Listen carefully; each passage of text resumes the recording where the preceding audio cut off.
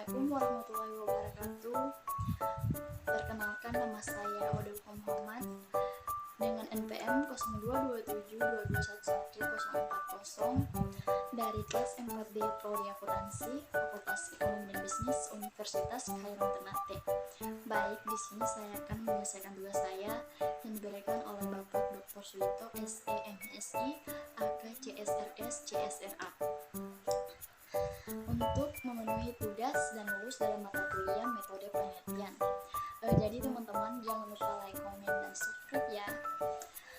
Selanjutnya kita masuk dalam pemaparan pembahasan materi saya yang berjudul tentang metode analisis konten.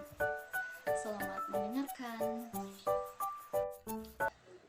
Baik, kita langsung saja dari pemaparan materi pembahasannya, termasuk pada pengenalan konten analisis. Apa itu konten analisis? Konten analisis adalah metode penelitian yang digunakan untuk menganalisis dan memaknai sebuah konten secara sistematis. Tujuannya adalah untuk mengidentifikasi karakteristik dan pola-pola yang terdapat dalam bentuk komunikasi seperti teks, gambar, video, atau bentuk komunikasi lainnya. Selanjutnya kita masuk pada definisi konten analisis.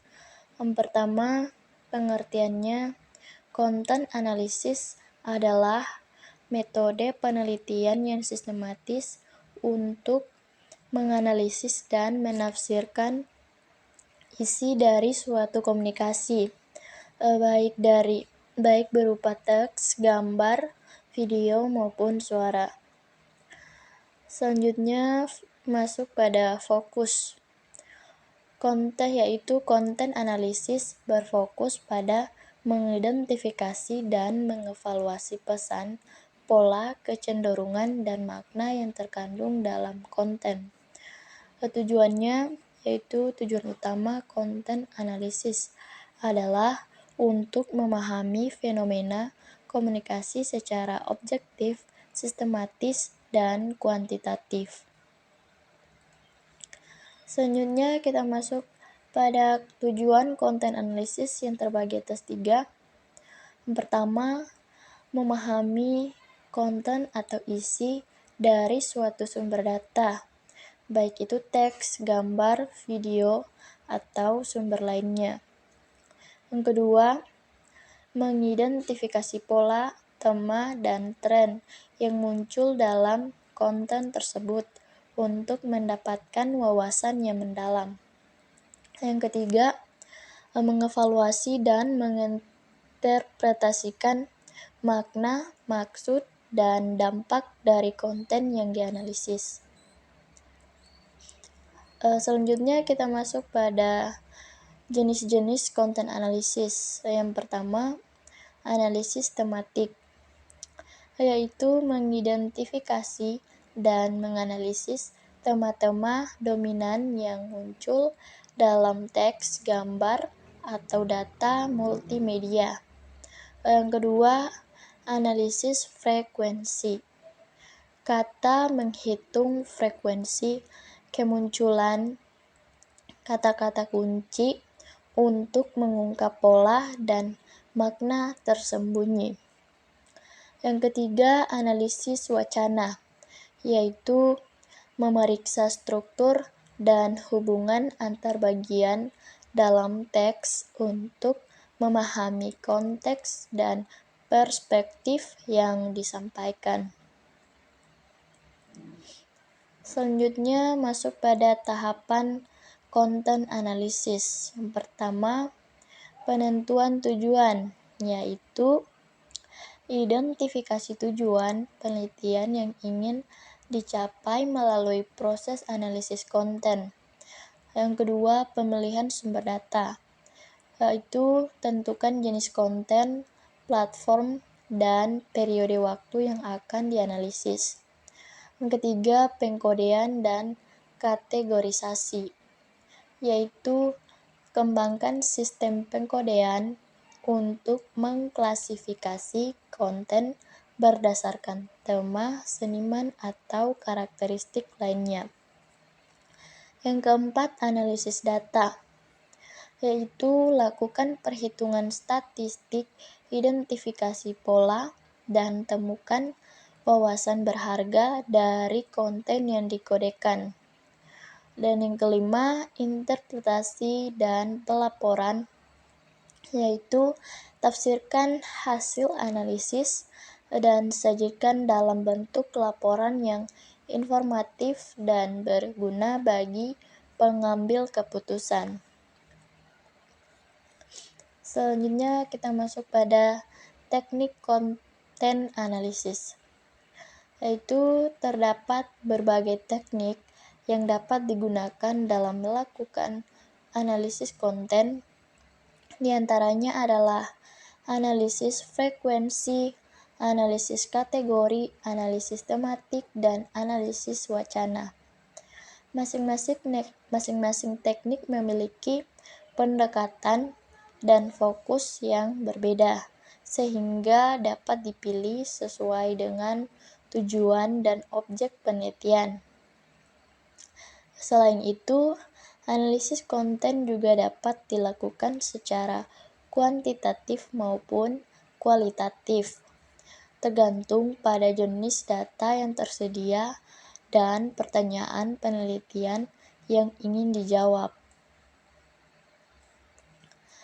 Selanjutnya kita masuk pada kelebihan konten analisis. Yang pertama, objektif dan ilmiah, yaitu konten analisis bersifat objektif dan ilmiah sehingga memberikan hasil yang akurat dan dapat diandalkan dalam menganalisis fenomena.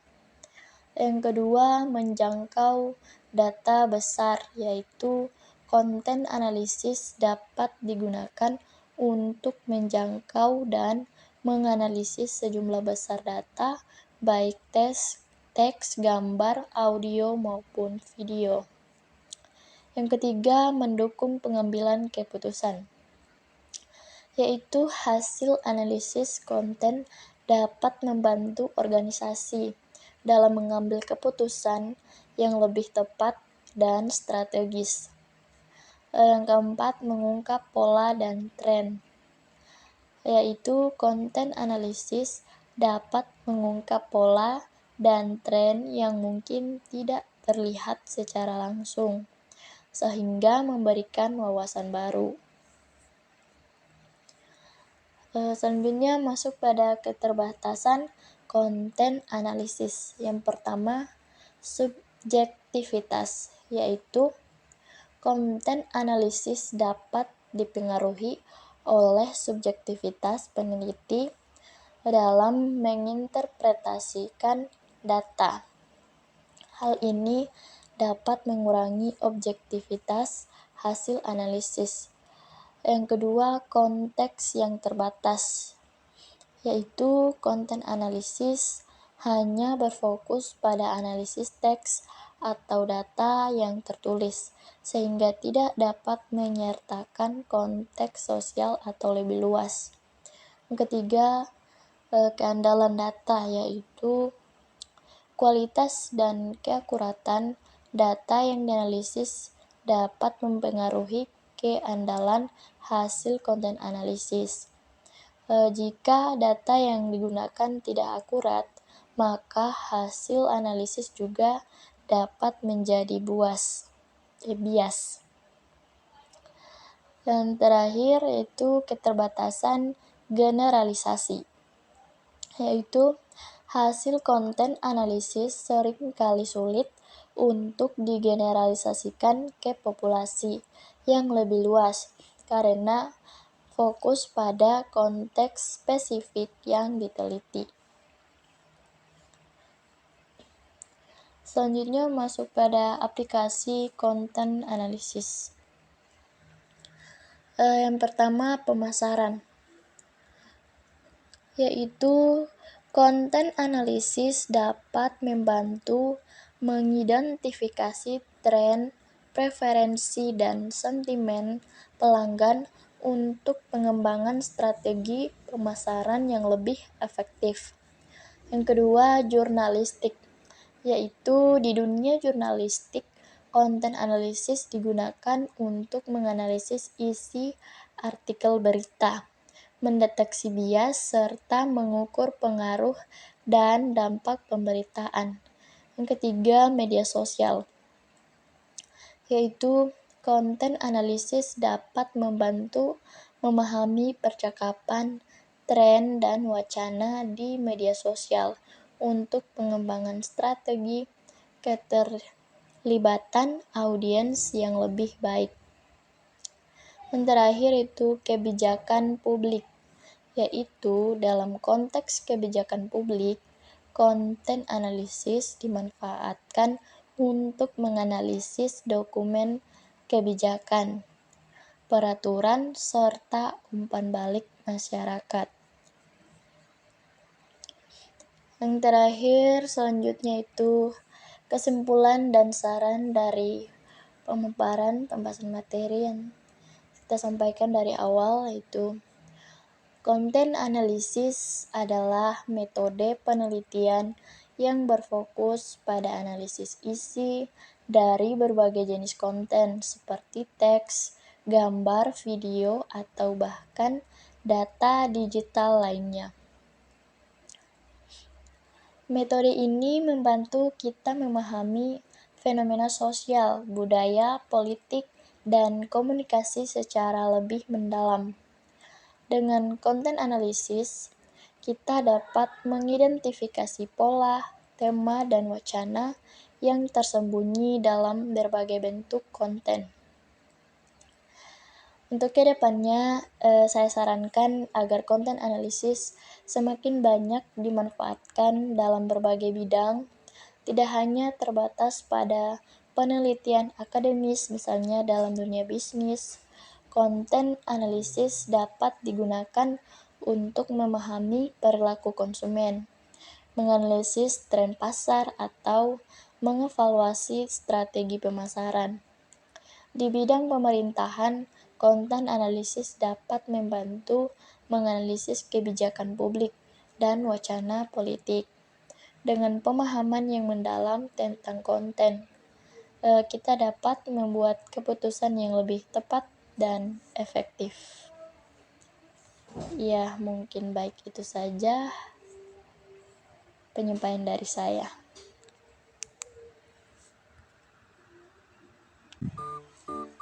Iya, baik.